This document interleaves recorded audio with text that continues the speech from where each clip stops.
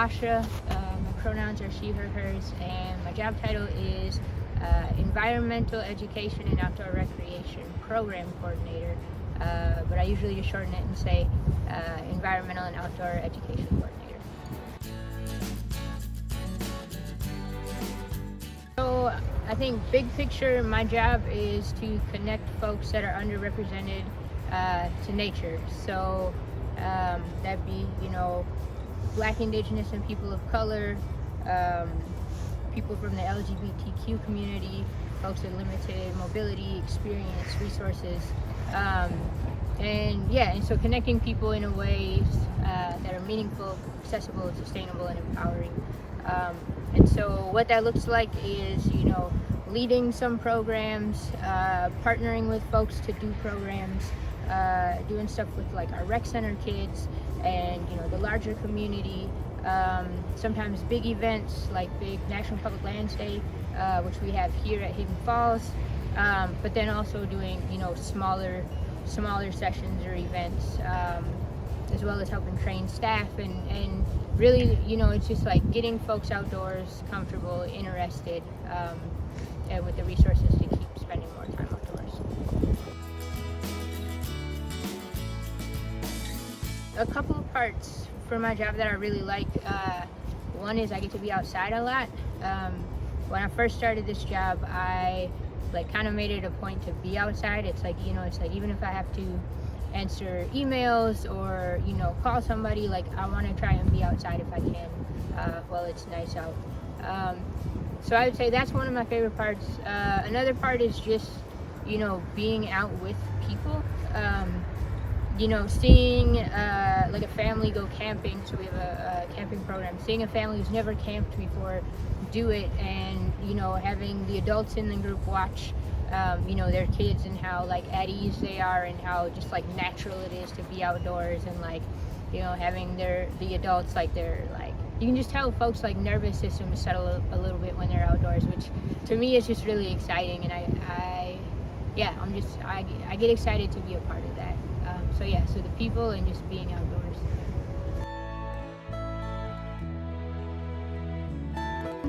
One of the most challenging aspects is just the kind of the paperwork and the spreadsheets and the grant reporting.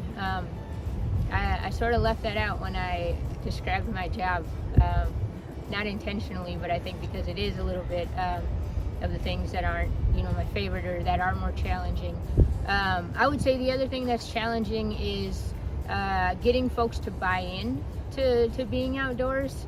I think in two ways. One, people who don't spend time outdoors may not be super eager to spend time outdoors, especially if it's snowing or if it's too windy or too cold or too hot. It's hard sometimes to get folks to come with you. But the other part of that too that I would say is challenging is demonstrating the case that the programming that I'm doing is important. I think a lot of environmental and outdoor organizations want to diversify the outdoors and get more folks of color out into nature. But then when you pitch the ideas of it or ask for funding or resources, there's either a lot of hoops to jump through or just people pushing back on you and questioning the legitimacy of what you're trying to do. So that gets challenging, and it can definitely wear on me. I wrote my own degree called Education for Social Change. I had been working at group homes, at a theater company, at a liquor store for even a little while, and over the course of 12 years got my undergrad from the University of Minnesota in Education for Social Change, which allowed me to kind of have a wide variety of jobs and kind of career fields that I wanted to be involved in or that I could choose from. And so I worked with youth experiencing homelessness for 3 years, and then I worked with Right Track, our youth employment program with the City of St. Paul. And while I was working with the city, I started a group called Fusion Outdoors, which was around getting underrepresented folks folks connected to nature and outdoors. And during that time, the environmental ed position opened up. And so I just, I went to our director and our division manager and basically just said, like, this is why I want to do this work, right? Like, I'm already connected to community. I have experience doing this with Fusion Outdoors, and kind of here's the vision that I see. Will you take a chance on me?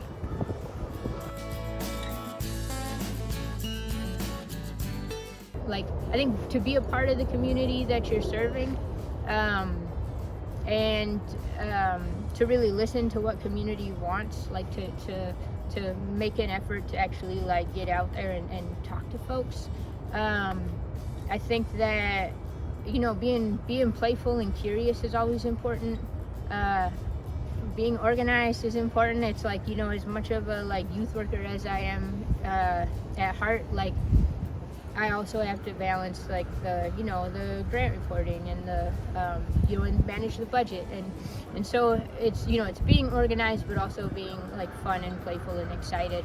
And I guess the last thing I would say about that too is like giving up some of the power that you have, so that your participants are really the ones that are like driving the program or leading the programming that you're doing. So it's not like you don't want to go in and say like, I know everything and follow me, but more like, hey, here's this park, what do folks know about it, who wants to lead, which direction should we go, right? And so making it more of a like a community feel rather than a top-down approach.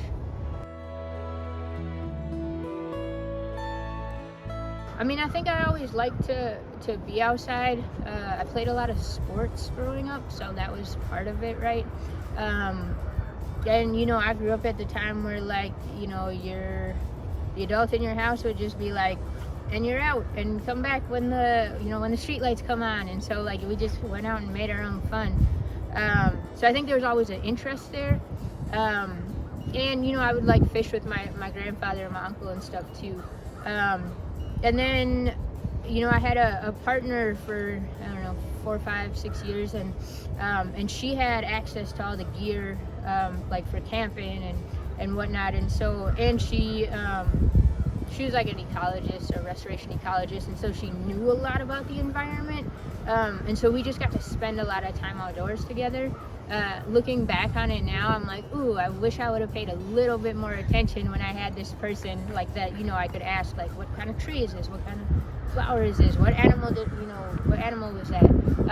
So I think that's when I really started to get more into it, and I think that as that happened, and as I would see or experience things from community while I was outdoors, of just not super welcoming or friendly, or people just wondering like, what am I doing outdoors, or am I lost, or am I here to cause trouble?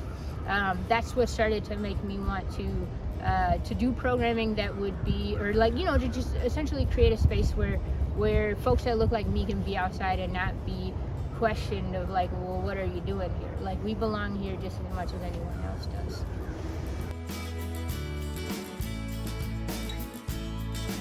When the shutdown happened, like we had a big indoor camp thing happening, and that we had to cancel like 2 hours beforehand.